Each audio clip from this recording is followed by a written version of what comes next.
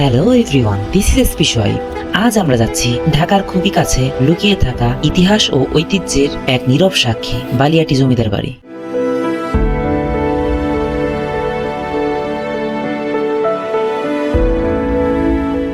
ঢাকা থেকে বালিয়াটি জমিদার বাড়ির দূরত্ব মাত্র 55 কিলোমিটার। এখানে আসতে হলে আপনাদের সর্বপ্রথম গাবতলী বাস স্ট্যান্ড থেকে মানিকগঞ্জ বা সাটুরিয়াগামী লোকাল বাস নিতে হবে। জনপ্রতি 100 টাকায় আপনারা সাটুরিয়া নেমে অটো অথবা রিকশায় করে পৌঁছে যেতে পারবেন বালিয়াটি জমিদার বাড়ি। ভাড়া পড়বে 20 টাকা।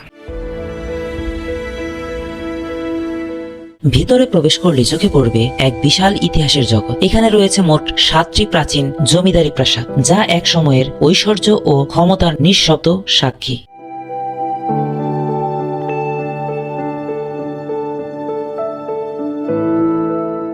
রবিবার বাদে সপ্তাহে 6 দিনই এই ঐতিহ্যবাহী জমিদার বাড়িটি খোলা থাকে, যার প্রবেশ মূল্য মাত্র 20 টাকা।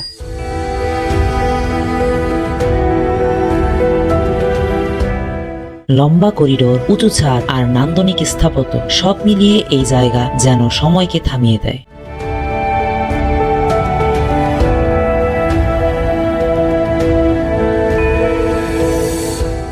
এর পেছন দিকে গেলেই দেখা যায় বিস্তৃত এক পুকুর, যার চারপাশে রয়েছে বড় বড় খাটলা। এই পুকুরটি ছিল এক সময় জমিদার পরিবারের দৈনন্দিন জীবনের অংশ।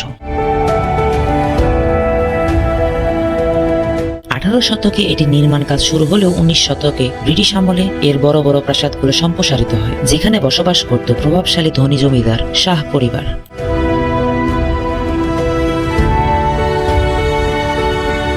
বালিয়াটি জমিদার বাড়িটি শুধু একটি দর্শনীয় স্থান নয়, এটি ইতিহাসের এক জীবন্ত অধ্যায়। ভিডিওটি ভালো লাগলে লাইক, কমেন্ট এবং শেয়ার করে ইতিহাসের এই নীরব সাক্ষীকে সবার মাঝে ছড়িয়ে দিন।